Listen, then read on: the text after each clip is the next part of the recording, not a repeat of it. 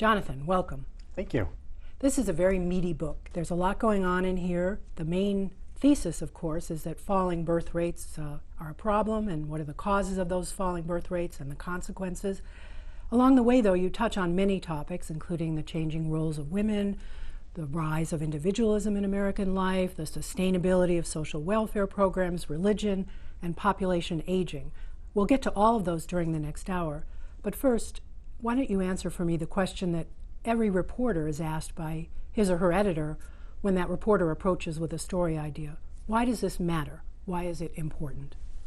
Well, it matters and it's important because, fertility rates and demographics are what my friend Phil Longman, who's a demographer in town here at the New America Foundation, he says it's like the tectonic plates shifting beneath the earth.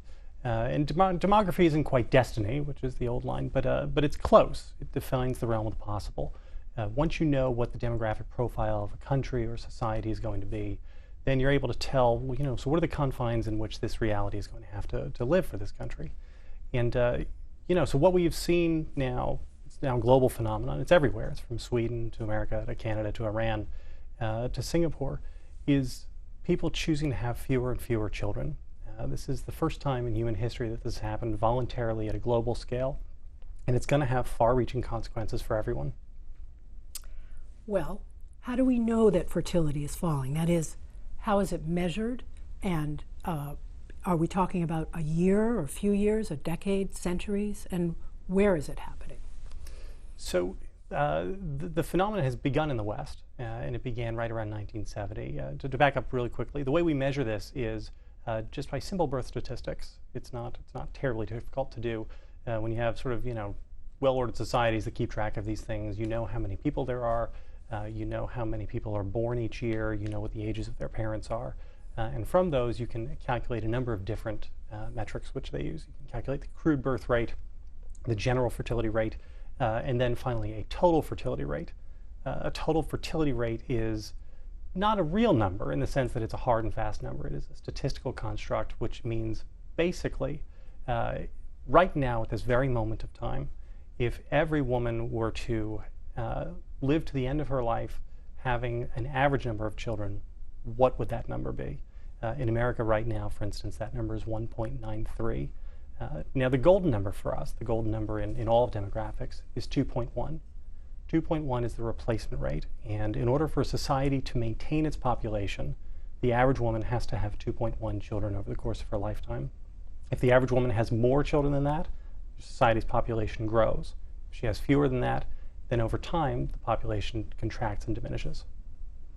Now, has this been going on? You mentioned 1970, but to some extent this process has been going on for centuries, the fact that birth rates have been going down. Right, and you see in America, the first good data on fertility rates in America comes in 1800. And from almost the founding, you were able to see the fertility rates declining. And by the time we hit the Second World War, we were right around the replacement rate. We were right around 2.1, 2.2. And then immediately after the First World War, or the Second World War, sorry, we had the only major incidence of increase in our fertility rate in our entire country's history. That's the baby boom. Everybody knows about the baby boom. Everybody, that's the term which hits us.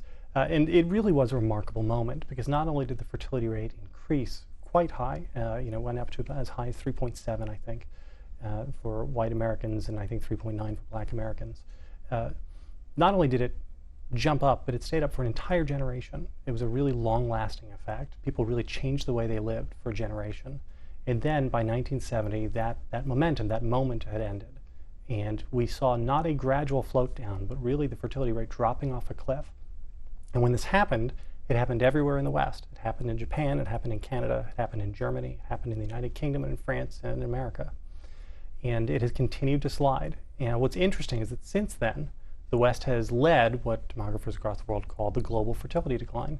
And since then, you have seen all the other countries begin to follow them. Right now, 97% of the world's population lives in a country where the fertility rate is declining. It happens in South America, as I said, in Africa, in Europe and Asia. And what's really striking, and what people don't typically pay attention to, is that while in many parts of the world, the actual fertility rate is still a little bit higher than it is here in America, the rate of decline is generally steeper. And so if you look down in Mexico and Central America and South America, while many of those countries still have fertility rates slightly above what we have, their overall rate of decline is steeper. And so when you look at these numbers, you can't just look at the numbers that you have today. You can't just look at the snapshot. You have to look at the trend, look at the dx dt, and watch the slope of that curve to see where we're going to be in another 20 years. Now, are there certain groups, both here in the United States or in other countries, who are having more babies than other groups? Or conversely, are there groups among whom the fertility decline is more apparent? There are, and just to take America, because we'll confine ourselves just for a moment because it's easier to talk about that. Fertility rates are never constant across populations, right? So our 1.93 here in America is the average. When you break that out by different demographic groups, you get different numbers. The white Americans have, among the ethnic groups, the lowest fertility rate, down around 1.6. African Americans have what we think of as a very healthy fertility rate of about 2.0, and Hispanic Americans have a higher fertility rate. They're at about 2.35 right now. And so really the only reason that our fertility rate isn't much lower than it is because the Hispanic Americans are doing all the heavy lifting. They're having all the babies that no one else is willing to have right now. But this is a problem, and it's a real problem for America because we are so dependent on the fertility of Hispanic Americans. But again, you have to look at the slope of the curve.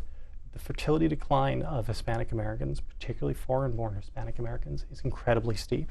The Pew Center released a survey just a few months ago showing that over the last 3 years, between 2007 and 2010, Mexican-born Americans saw a fertility decrease of 23%. That's an astonishing return to the mean. And so again, looking at not just where we are now, but where we're going in the near future, what this suggests that all these groups are following white Americans, following middle-class Americans back down towards a much lower fertility number. We'll take up the issue of immigration later because I think it's what some people have proposed as a solution in part to some of this falling fertility. But for now, let's also talk a little bit about the larger population processes that are leading to these declining births. So certainly we know what's happened recently, but going back in time a century or two, talk a little bit about the larger forces at work. For example, many demographers say that one reason birth rates began going down is because there were fewer infant deaths, that there were improvements in the fight against infant deaths, and that helped parents be able to have smaller families. Right. Well, one of the things I say in my book is that what you're seeing isn't some conspiracy. You know, it's not as though there were secret forces trying to lower fertility. But what it is it's the net effect of a giant constellation of forces that have all nudged us in a single direction, which is to have fewer babies. And some of these forces, I would say, are quite pernicious. You know, the breakdown of the family unit. This is bad. These are bad outcomes for people. But some of them are wonderful. And one of them is what you just mentioned, the decline in infant mortality. The infant mortality numbers in 18th century America and Europe were astonishingly high. It really was gruesome to try to have a baby back then.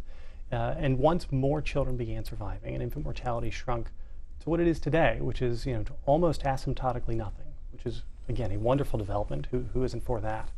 It enabled people then to have fewer children because they were able to get more children to survival and more children to adult age. And so you have that. You have other sort of forces like urbanization. We are now a much more urban country than we were 200 years ago. And when you look back at the numbers in the research, you can see the effects of urbanization on fertility rates even as far back as 1800 America, when there were in rural New York much higher fertility rates than you would see in what was soon to become New York City.